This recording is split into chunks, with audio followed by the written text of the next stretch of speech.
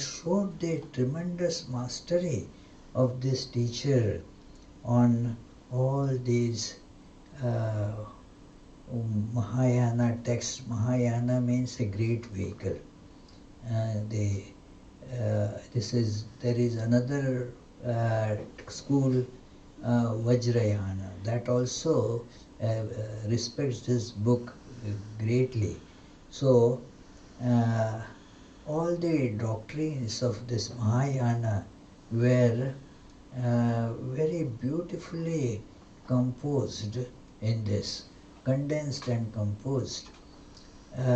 So it was a great revelation to everybody. And while he was giving this chapter after chapter, as the 9th chapter came, there comes the verse which says that now the subject and object, they merge into each other, and so the thought disappears because the thought has now no object left. So the thought disappears, and as he was saying this, his body levitated, or whatever you may call, and then he became just merged in the atmosphere, and they heard the remaining part, the 10th chapter, 9th chapter part, and the 10th chapter full from the air. No figure was seen, and he also told then that there is another book that I have composed, you will find in my room, that is Shiksha Samuchaya Anthology of Shantideva. So this book is in its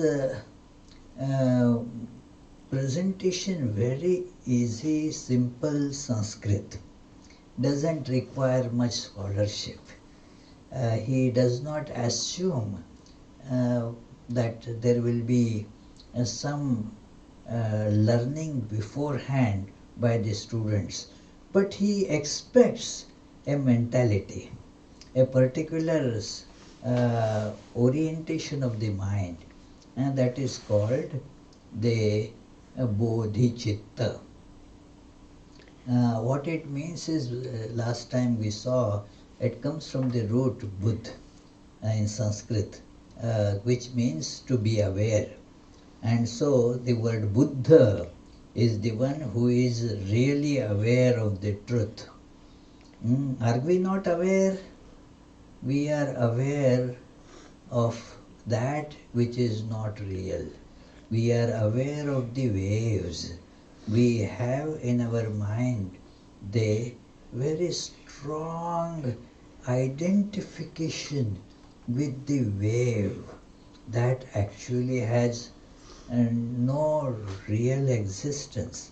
It is just a form that appears and disappears.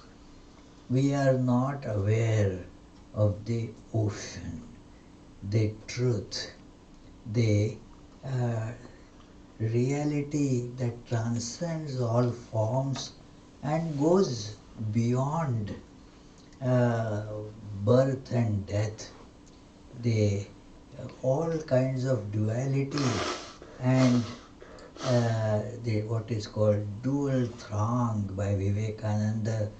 He says that it is everything otherwise has its opposite existing together. It is like the word happiness has meaning only in juxtaposition with misery, opposite of it. Life that we normally call life is nothing but marching towards death. They are synonyms. Although in grammar they are given as antonyms. It is death is opposite of life, but they exist together. It is coexistence. Similarly, knowledge and ignorance. Now this is our erroneous awareness.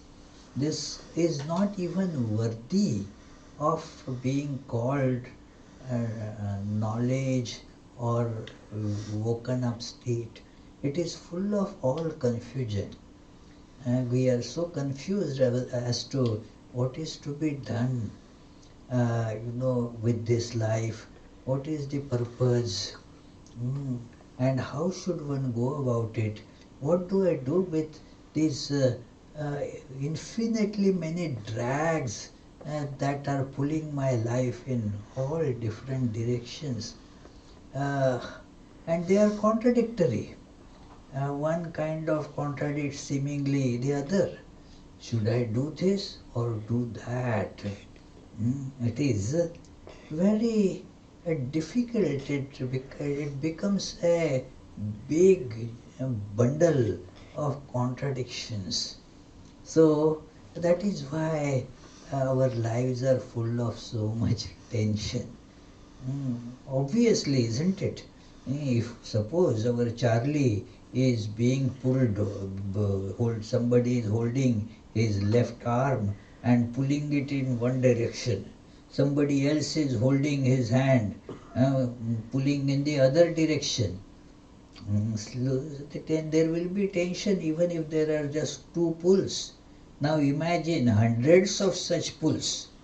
The tremendous confusion, painful existence. That is what we are. And Bodhichitta is the one who now, that mentality, who wants to go beyond this and get to the ultimate truth. It is a very rare thing in human life. Most human beings are not determined to walk on this course to get that enlightenment. Almost everybody, as we shall see, gets a glimpse of it. But 99.9% people do not take any notice of it. Their lives are too busy with so many other things that they do not have time or energy to hold on to this most important thing in life. And thus the confusion and tensions, the restlessness, loss of peace becomes the nature of life. If not, we somehow push away that tension and then lead a very complacent life, just satisfied seemingly with various material pursuits. So for them this book is not meant. The prerequisite is only this, that there is that understanding that let me walk on this path for enlightenment, towards the enlightenment. I want enlightenment in life. That determination has to be there.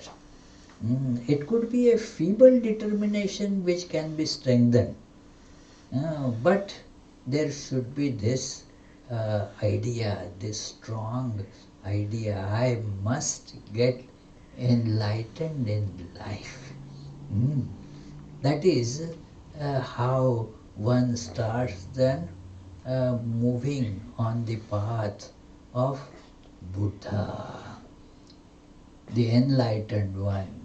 If you follow the enlightened one, you will become enlightened.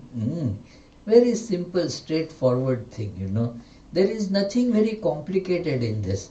Just as in Buddha's teachings, there is nothing complicated.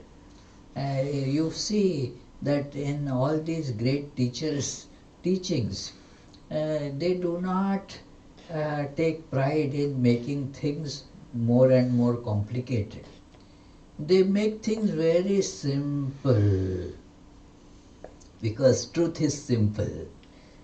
See Jesus' teachings, how simple they are.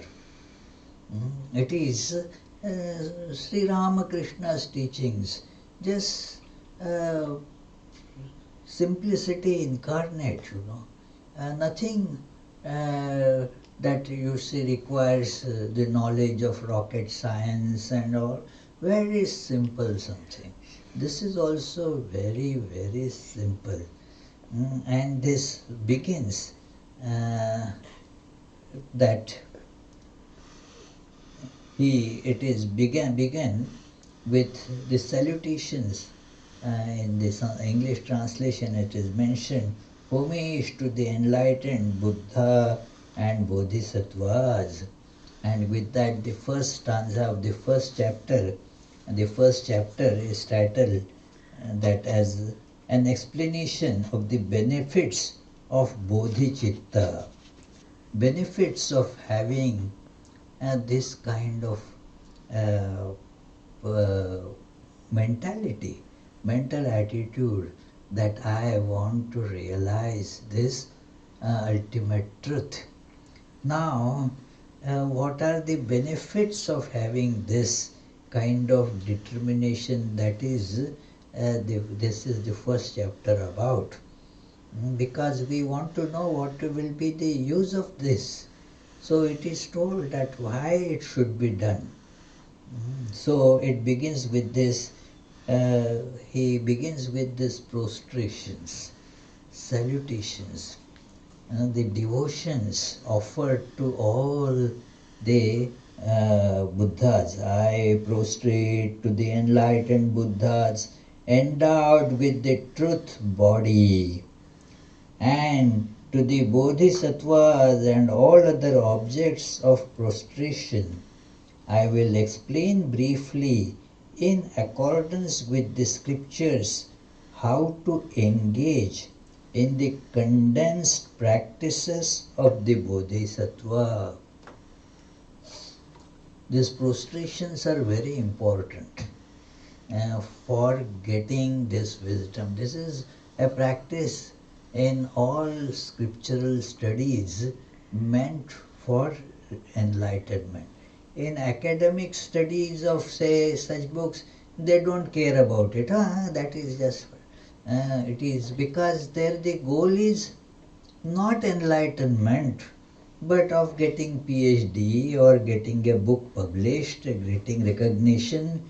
That is the objective. But here the objective is to get enlightenment. See, the difference is there. That so it begins with a genuine salutations, prostrations, pranam, as that indicates taking refuge in the Buddha, that it is enlightened Buddhas. We discussed last time that Buddha is not a person as such, but it is anyone who gets enlightened is a Buddha. And then there is this special Buddha who was very powerful in in his capability of spreading the wisdom. All others, they had that wisdom and could dispel their ignorance. But all of them didn't have that capability of spreading that to such a huge number of people, large number of people. I was explained, I had asked this question to one of my teachers that, well, what is the difference between an incarnation of God and a person who is enlightened? And he said, well, as far as the awareness is concerned, there is no difference. The difference is in power that they possess to spread this awareness. And he gave me such a beautiful analogy that there are those tiny lamps. You see, there is an LED that is just a tiny. It is not spreading light much. It only is showing itself. That's all. It is lighted. Now see these big lights, or they say the sunlight. It spreads light everywhere, removes the darkness everywhere. This little light can remove the darkness in it, just enough to make it visible. It doesn't spread light anywhere, but makes itself visible. The darkness there is gone. In case of incarnations, or many which are not incarnations but have been specially ordained by the divine for spreading this message, they are like these big lights who spread this wisdom. So that is the Buddhas. Then all other bodhisattvas, they also are worthy of worship and adoration.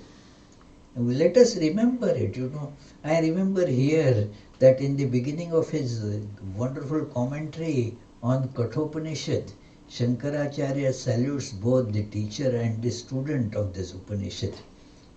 He says that I salute the Lord of Death, who is the teacher there, and Nachiketa Secha, to the Nachiketa, the worthy student. So it is why? Because that is how you identify yourself with the studentship. It is so all those who followed this path, they are the objects of adorations. And just to show that it is not, he is not putting any limitation. He says it is that all other objects of prostrations. So wherever you feel the presence of this divinity, express it. Why should one express it? The reason is whatever you give expression to, that because of the scope it gets, it becomes more prominent in your life. That which doesn't get the scope, it gets gradually subdued and gone. So that is why the prostrations, they are so important. In Bhagavad Gita, it took me a long time, because in our way, what is that prostration? Why should it be? It is okay, I have respect for them. I don't need to show that by doing prostration. So in Bhagavad Gita, when I read this verse, it comes in the 4th chapter, that how to get this knowledge, and Krishna tells, it is very surprising how that knowledge is to be obtained. I thought it can be told, that read this book, and write down all the the difficult words that come in it, think about them, write the explanations, all that would come. No. It is surprising, what is the means of knowledge told there. There it completely separates from the so-called academic pursuits. The means of knowledge, tad vidhi pranipatena pariprashnena sevaya. These are the means. prostrate. Pranipat means the prostrations. That is surrendering one's ego, which is a big obstacle in attaining the goal. So Sri Ramakrishna therefore used to prostrate, salute everyone. It is it is said that he conquered everyone with the missile of salutation, pranamastra. So he didn't use other weapons but salutations. So it is the very powerful. So this is what he says with great humility, that I will explain briefly in accordance with the scriptures. Not something my own there, I will explain, but it is as given by the scriptures. And no, the next verse says, there is no attempt to throw new light, no research. It is completely opposite of what the academics do. Find out something new that has not been explored. Nobody should have written earlier anything on that. Something new has to be dug out. Now in truth there is nothing new. It is eternal. So he says, and I am doing it for my understanding and the benefit of the others as well. There is nothing written here that has not been explained before. Nothing is new. Then why should we read it? Well, repetition always helps. Learning it from various angles is very helpful. It is same like we eat different types of food, and they may have the same kind of nutritional ingredients, but then the presentation is different, and there is the taste is different. So therefore this will have a flavor of its own. But don't think anything new. I remember here what Sister Nivedita says in the introduction of Complete Works of Swami Vivekananda. Very important to note. She says that in this words of Vivekananda, had there been something original, then it wouldn't have been as great as it is. Nothing is original, all comes from the eternal truth. That is the source. In that there is nothing new. It is our desire to make something original. It is an expression of ego, that's all. Let me throw new light on these things. There is nothing. But yet, that is our desire. In the world it is okay. It is in our worldly pursuits, it makes sense. But in the spiritual enlightenment, everything has already been presented by many. There is newness only in presentation. So he says, well, and I have no special skills in composition. While the composition has been greatly adored, this book has been the source of inspiration to many. Even Dalai Lama mentions this particular book as a source of great inspiration to himself. He has in many places discussed this book. You can see some of those on YouTube, his lectures on this book. So, and he says, my reason for writing this is to benefit others and to keep my mind acquainted. So it is for strengthening one's own conviction and repeating to oneself what happens when you compose, when you write. Then your thoughts get more precise and collected. It is, otherwise they are scattered. You feel that you understand, but when you start to write, you see they get more organized. Uh, when you start composing, there is the inner configuration that starts taking place. Things become more composed, more condensed, more, well collected. Many of the things that we thought we understood, when you start writing, you see you didn't really understand it. You need to think more about it. So, for one's understanding, it is very beneficial, therefore, to write. So that he says is more beneficial for myself. It is many such great teachers have mentioned this, like Tulsidas.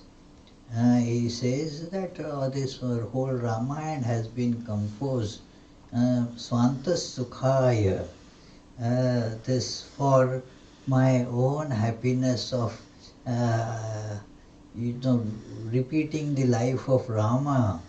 It has been done. So uh, so it for this is the purpose of it. So it is he says for whom it is composed. He gives a nice analogy that everyone feels sometimes this spark of bodhi, uh, feels this sense of purpose on some very special moment in life. One feels, oh, what is the purpose of this living?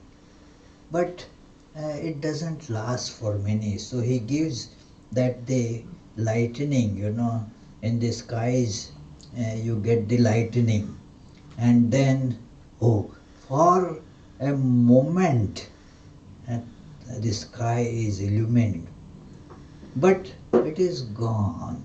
So he says, just as a dark and cloudy night, a flash of lightning for a moment illuminates all, so for the worldly, through the power of Buddha's blessings, a virtuous intention occasionally and briefly occurs. In Kenopanishad, and this analogy has been given as a tool to keep on meditating, remembering. That meditation means a kind of remembrance. So repeat this awareness that it is a vidyutada, that as the lightning illumines and gone, now let it not be gone. Think of it and hold on to that lightning. So your heart will get gradually illumined as you hold on to that awareness. So here it is said that, but there are souls for whom this awareness comes and they don't let it go just away. They want to hold on to it and thus progress on that path.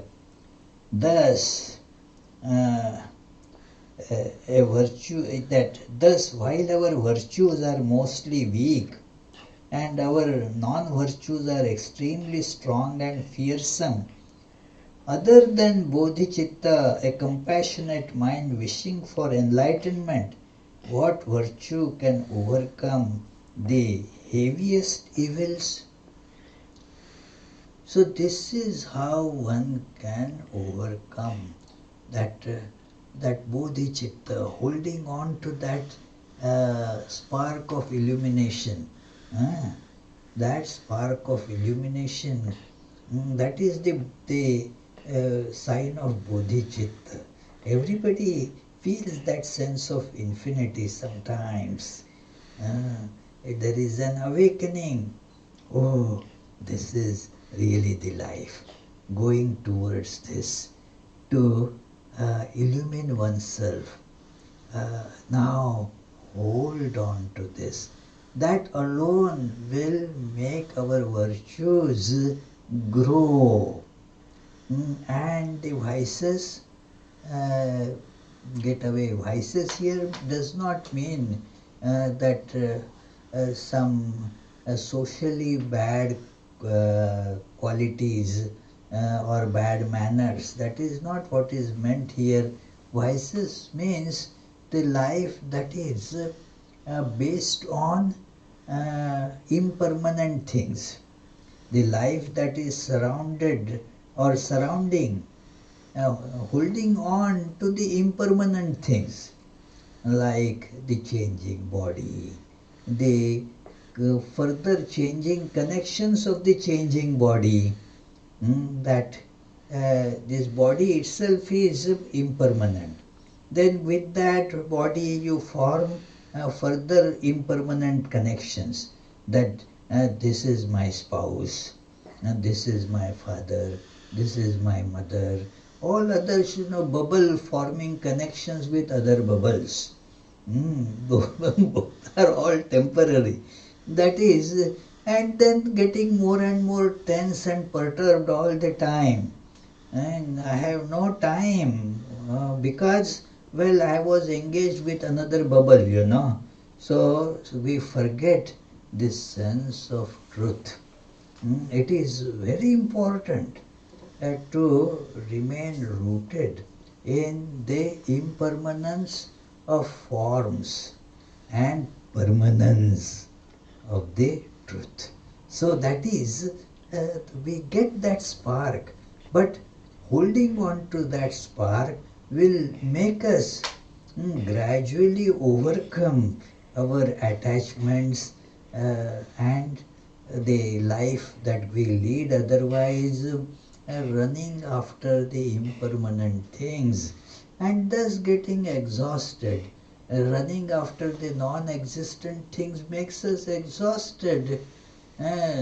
What will happen if I start chasing the horizon? Imagine, I will get just the horizon doesn't, I will never be able to get to the horizon, obviously, because such a thing is an illusion, an optical illusion.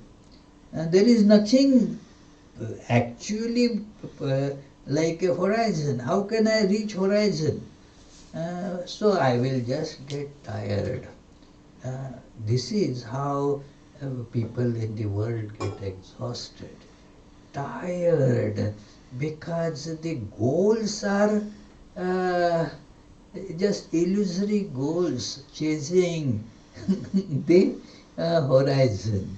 Never will you get it. So a bodhicitta becomes awakened to that. No, it is if I hold on to the real, all unreal will be also captured. That is what the great teaching of Jesus. Remember this, we have to remember this, that you first seek the kingdom of heaven. Everything else will get added to it. That one of my teachers explained it to me, that suppose you are trying to catch the shadows. They are shadows, how can you catch them? But there is a way of catching it. It is hold on to that which is real, of which all the unreal shadows are. And you will see those shadows are also held. I was showing it to one, lady, her son had become monastic in our order, and naturally, as it happens, the mother had become kind of, uh, thrown off balance. The mental balance was all disturbed. What she thought to be all hers and real, that was just breaking apart. So I had gone to meet her, to console her, and I told, your son, is not gone anywhere. They, why you are worried about these shapes? So there was in India that there was a line put there for the drying of the clothes, one rope was there. So, and the sunlight had cast a shadow of that rope down on the floor. I said, try to catch that shadow. And in that state of mind, she actually tried to catch it. And I said, can you catch? No, I cannot catch. I said, I will show you how to catch it. Then I held on to that rope. Now see, is it not caught? All the worldly things fall in place if we hold on to the divine. If otherwise, let me straighten my affairs in the world. That never happens because it is not there at all to work on. If you hold on to God, everything will fall in place because they are shadows after all. Where will they go? So this is the Bodhichitta. Very, very powerful, but very simple things based on very commonplace, simple truths. That it is that which is passing away by very nature. It is impossible to hold it.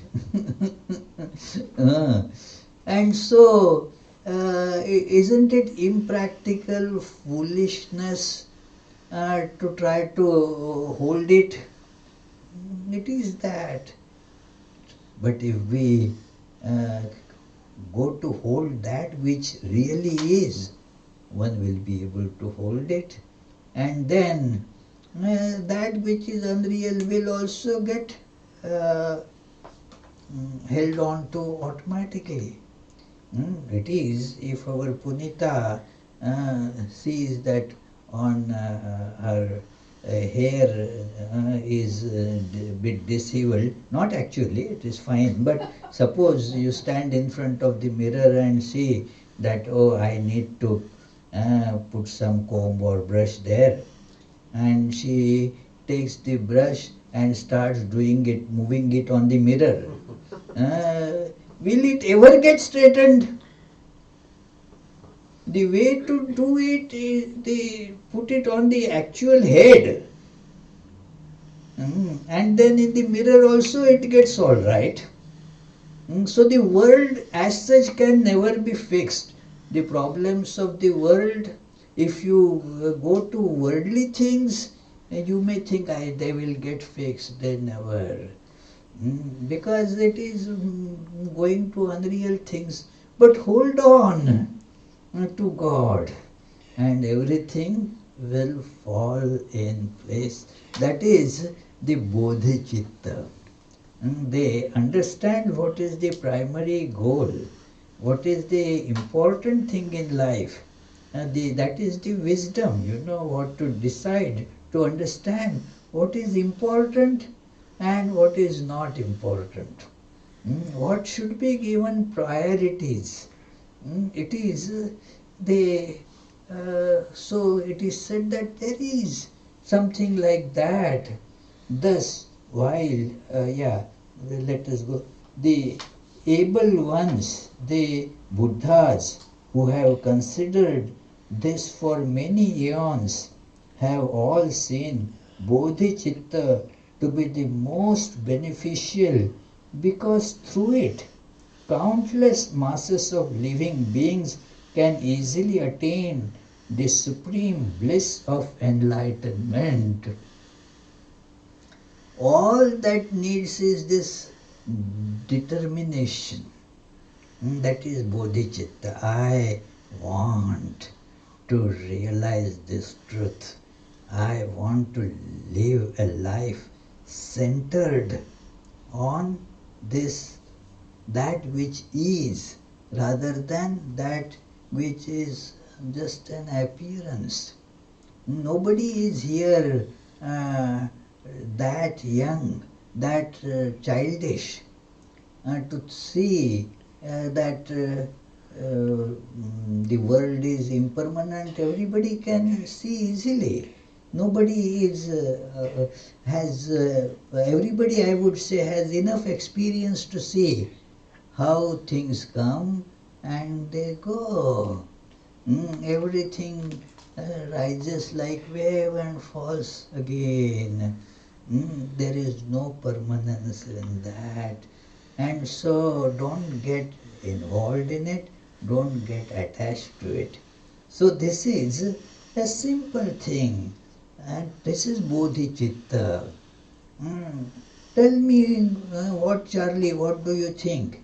It is, you will be happy to get a real, the glass of water when you are thirsty, or just a picture of a glass of water. A picture of water, I Picture, not picture. A glass of water. Yeah, even a pitcher of water is okay, but not the picture. Yeah. So that the life to be lived around reality. It is a simple, common sense that we should guide our life to live according to what is real and not what is the appearance. Now he makes one further distinction. I am not taking every single verse. We don't have that much time because there are many chapters, many verses.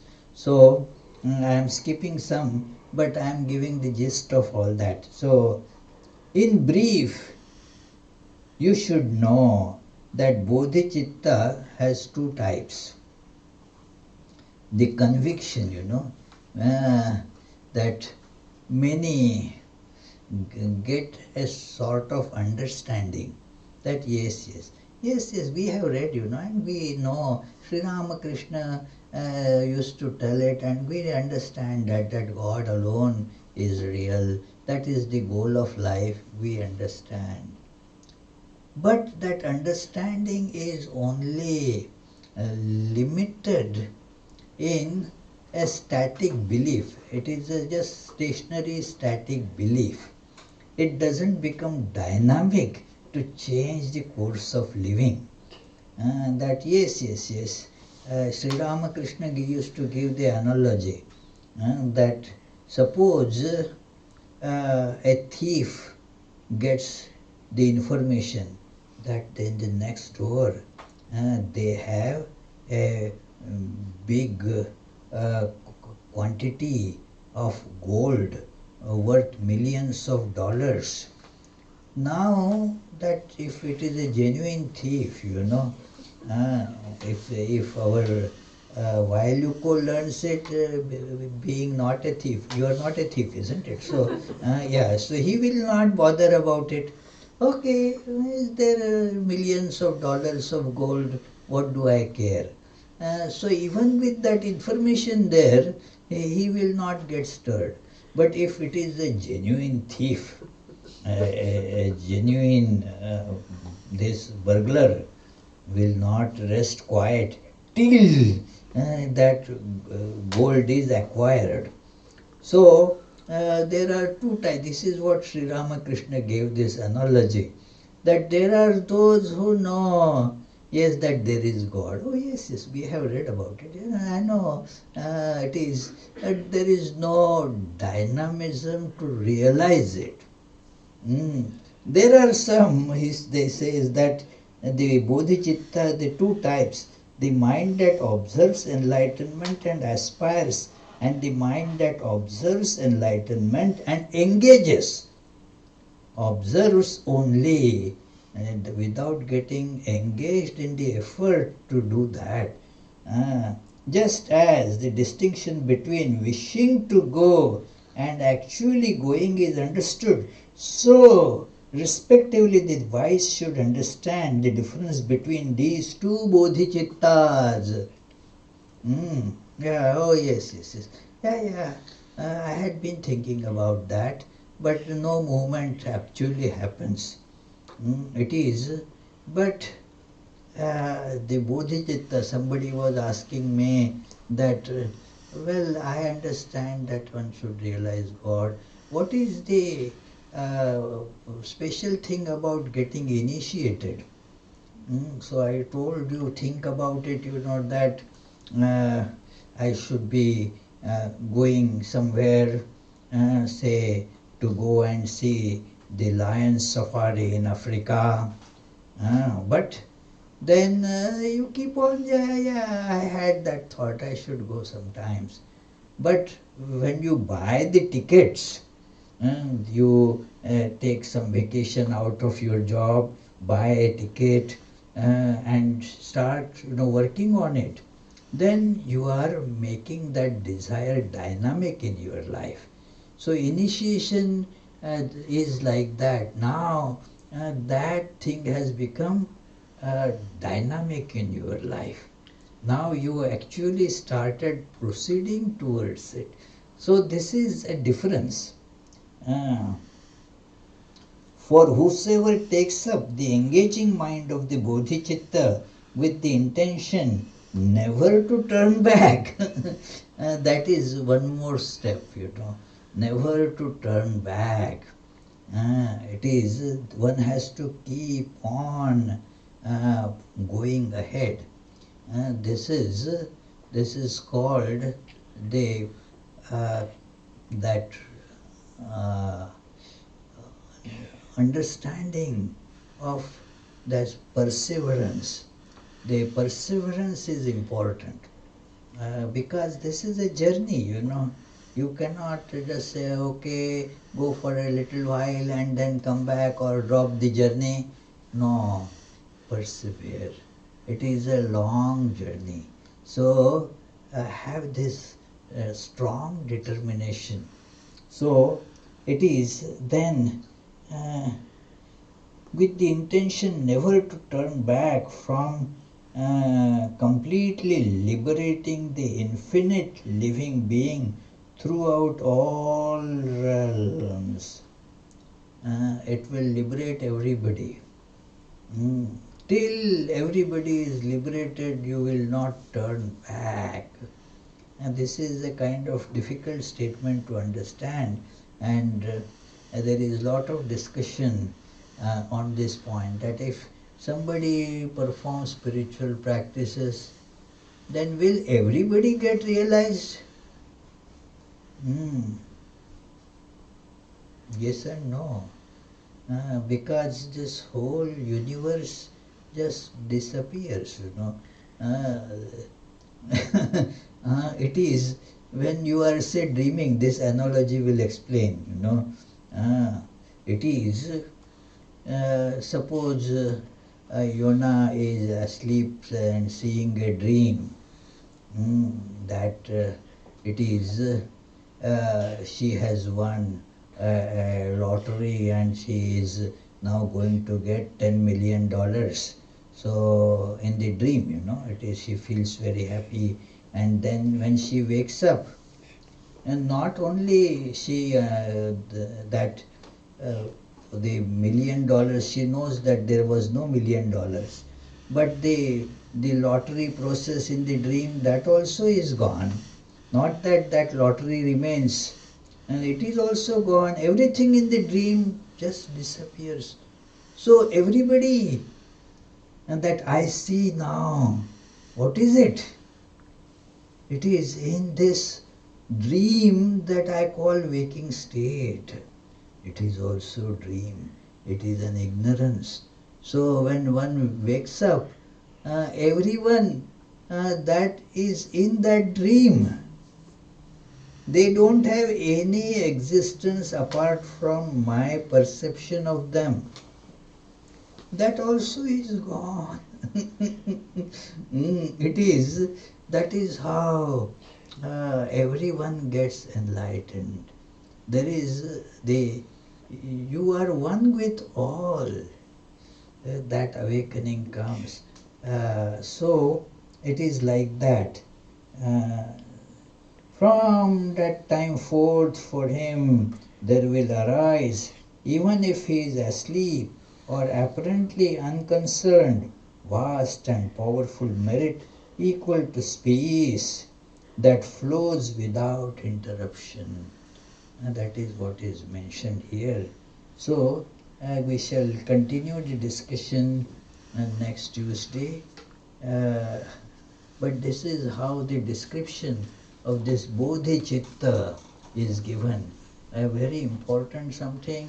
Next Tuesday we will take up the next chapter about again the how to purify ourselves in the purificatory processes, how to have this clean perception of the ideal. So, any questions about what we discussed? Okay, Charlie had a question last time. Yeah, last week and one from tonight too. Oh, okay, come on, yeah. Why do they use the word avatara when Buddhists don't have avatars? See, the word, first of all, this is wrong that Buddhists don't have avatars. It is the Jataka stories is an example. Second thing is avatara. It does not only mean incarnation of God. Avatara means the appearance, the presentation. That it means how a person that is a bodhisattva would live in this world. How the bodhisattva lives actually. It is to show that it is not some ethereal feeling. It is an actual life. It is life on this earth. What are the characteristics of that life? So that is called avatara also. The word avatara has many meanings, Yeah, it is incarnation of God is one of them. Yeah. And the other thing, well, first of all, you said that we worship and adore bodhisattvas, but in Hinduism there are no bodhisattvas. And then later you said that everyone gets enlightened, but God is having the dream, so others are still doing what they're doing. So why do you say everyone gets enlightened? That when you get enlightened, you will get the answer to that question, I explained that when your dream vanishes, everybody in that dream also is gone. Okay. And then that Hinduism doesn't have the word bodhisattva, that is wrong. Oh. Yeah, see, now we have the idea that Hinduism and Buddhism and all that. There was when Buddha's time until Britishers came, there was nothing like Hinduism. Well, Sanatana Dharma. Yeah, then there is the Buddha was part of the Sanatana Dharma.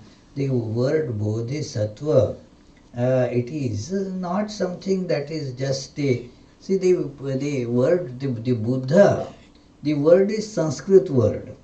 And then there are many references in the Upanishadic literature to this word Bodha, that it is. In Bhagavad Gita this word occurs. So it is not that the Bodhisattva. Sattva means the mind stuff. That is called Sattva. Sattva has again many connotations.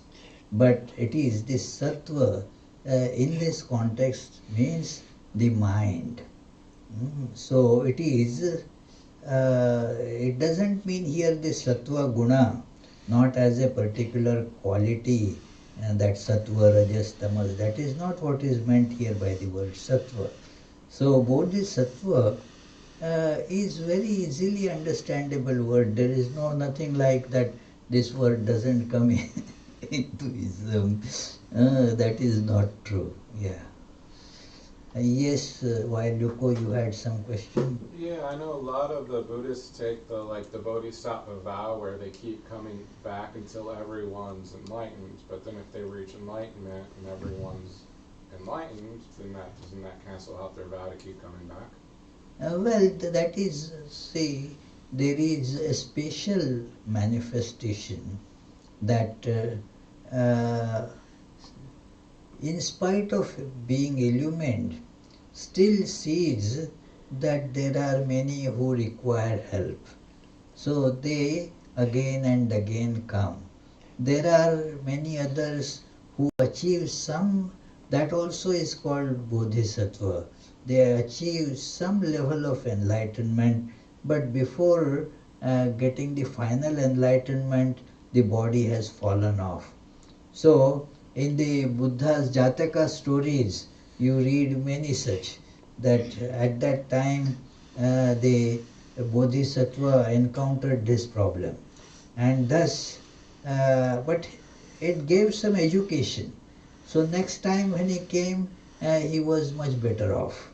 So you learn and grow. That is how you take another birth and carry this process, this journey forward. Okay then. What's the difference between Buddha state and Bodhisattva state? Bodhisattva is the journey towards that. There is the desire, and then the culmination of that desire in getting it. Bodhichitta is kind of beginning of the journey? Yeah, it is one in the journey, but then journey has various states. One is just the beginning and one is almost there. Both are journeying, both are like when somebody is driving from here, like our Fred, to New Hampshire, 2.5 hours drive. So when he starts from here, still while driving, he is going towards that. When he is 5 miles away only, still he is driving, but the states are different, So all this is the state in journey. That is Bodhichitta. But some are so evolved, and some are just the beginners. So let us conclude. There is one question. Oh. From Michael Doyle. Does Bodhisattva choose when he incarnates again? There is no choosing as such. As per the if that is Bodhisattva not realize the ultimate goal, will get reincarnated to complete that journey. There is no choice in that, but according to the karmas, one will get incarnation to proceed onwards to the journey. The others, those who have, like the Buddha, would come to release others, although one's journey is complete, to guide the others will come back. That is how the Buddha, again there is no choice as such. It is according to the need that is done, not according to the choice per se. No choice there. So let us conclude with the prayers. Om Buddham Sharanam Gacchami. Let us repeat.